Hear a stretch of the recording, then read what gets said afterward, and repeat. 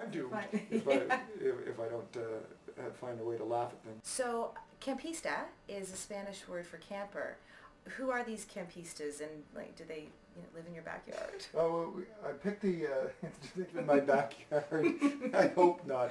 I picked the word Campista because the whole idea of what I was doing, or what I am doing, is that I'm using a lot of musicians, and they don't necessarily they're not going to necessarily tour. They're not going to necessarily play any live shows. Some of them will, some of them won't. Some of them are studio only. Everybody has their own life, but for that moment, they pitched their tent in my camp. So, who are the Campistas? They're sort of a bunch of people, but the core ones are, we've got Breeze Smith on drums, who's a bush pilot, and they just released their own stuff. So he's busy. He's a busy drummer. Jeff Tangway, who's an old town crier buddy of mine. He's playing bass, and he's a professional comedian. I think I mentioned that. And Tony Dunn is my piano player and sax player, very talented musician. He's obviously classically trained, so he sort of blows our stuff out of the water, but he dumbs it down for us once in a while. And Glenn Torson is a guitar player, and he plays slide, and he's a very talented musician as well. And so that's sort of the core Campistas, but we're going to be using a flautist, and at the time of doing this right now, I don't know her name, unfortunately. She's a friend of the record's producer. And banjo players and fiddle players and maybe a zither, glockenspiel. But there's some cows and chickens in there as well. So the word Campista means camper, and that's, when you go to a campground, you pitch your tent, you meet your neighbors, and then you take off. So that's sort of the story behind that. Well, and you mentioned a few of the town criers. You guys had a really great run as the town criers with some major label attention, awards for songwriting and videos, heavily played on radio stations. First of all, the winners of the CBC Telefest contest, a band called the Town Criers. See you later. Bye. You're on TV. Better say bye. Bye.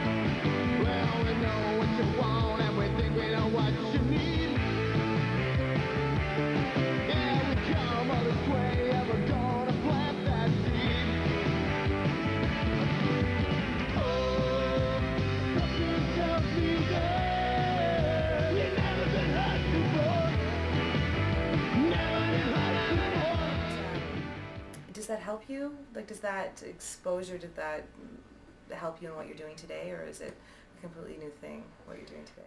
Yeah, it helps me, I think, to have a resume that's got awards on it, and it's got, and it also helps me to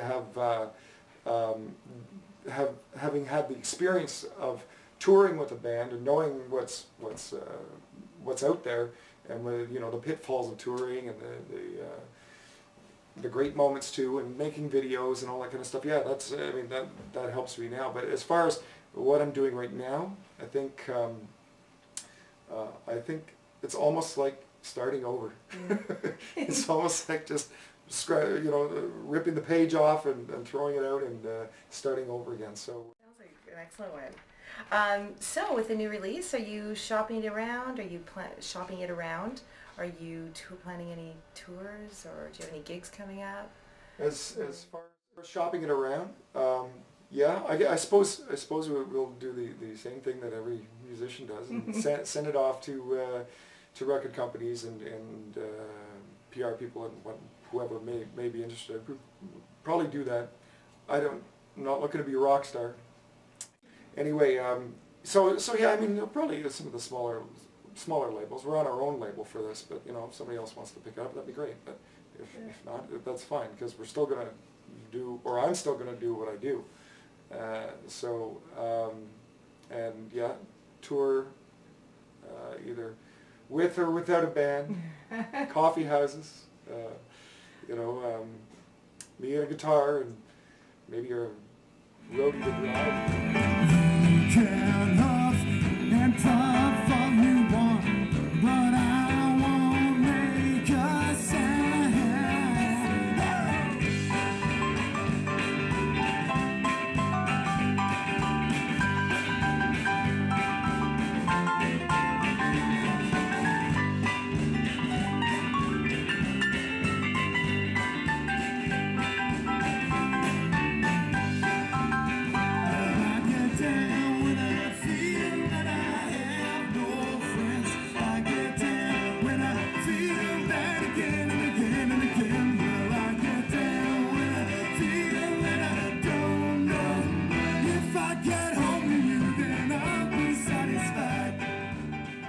Country.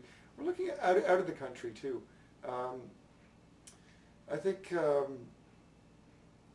it's an old adage, and many bands have had this happen, or have said this, but you almost have to be accepted somewhere else before you're accepted at home. And I think my expectations from earlier projects, when we were really well received at home, have to be adjusted because time moves on, styles move on, whatever.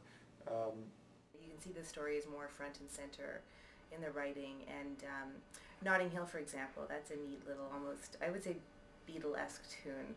What's inspired that song? Well, it's a street I grew up on, and the funny thing about that is, you know, you can never go back, right? You can never go home, but I do all the time, because one of my best friends bought the house that I grew up in from my mother, as a matter of fact, about a decade ago.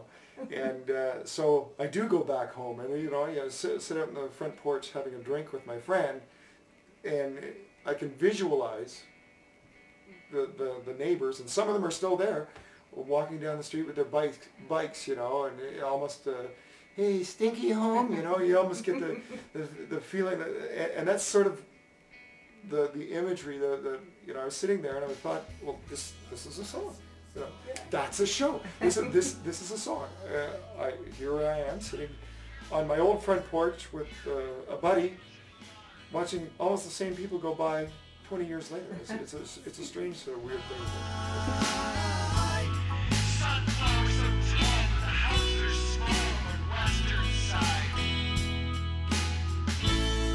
And she still lives there. I just go and stare. It was 83. She looks the same to me. At the top of the hill. The kids are gathered around and their ears are pressed down, listening to wheels on steel. Always makes the bill. I cut through the bridge while I'm not drinking after dark, just trying to fulfill. And when I return, there's something new to learn. I hide behind a tree. A better dad still hates me.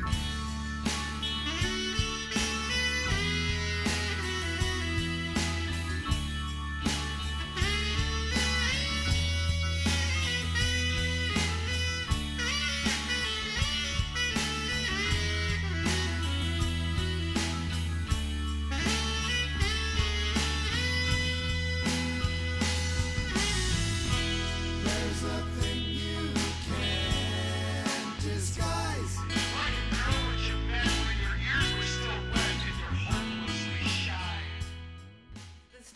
are great, and you know, some artists get their inspiration from, you know, everything in their head and dreams or whatever. Some it's, you know, their own backyard, and others, you know, have to move to a new country to feel inspired. I mean, it all depends. These stories, where do they come from? Are they your stories? Well, they're all my stories. Yeah, I mean, like you said, with Notting Hill, that's where I grew up, and I don't have a list in front of me when you go down the songs like Punk Rock Town. They take place in other places. You know, I'm talking about the Chelsea Hotel in New York and Rockaway Beach where the Ramones are. But I bring it back to those were sort of how I was feeling at a certain age, and, you know, being the little shaved head punk rocker I was, or spiky haired thing. And I bring it all back to where I am now, and how things have changed in my environment, but how the more things change, the more they stay the same. That's sort of make ends meet. That's sort of they're all my stories.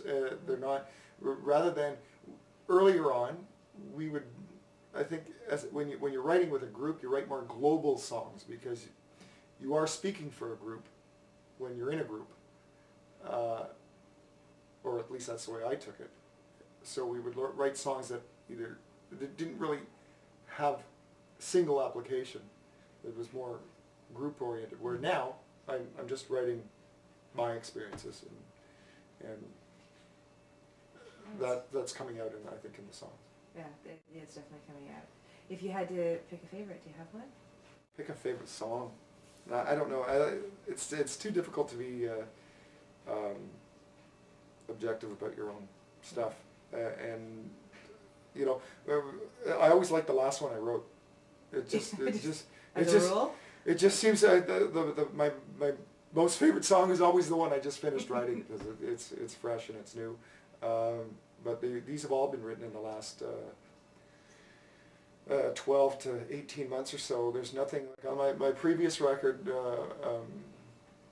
and I'm showing my age because I keep calling them records, and they're not records anymore. Although my first one was. My previous one, Crime and Punishment, I think I was writing stories, but they were just stories. They were fiction, a lot of them, and I'm not doing fiction anymore. I'm out of the fiction business. It's all about real life. It's all about real life.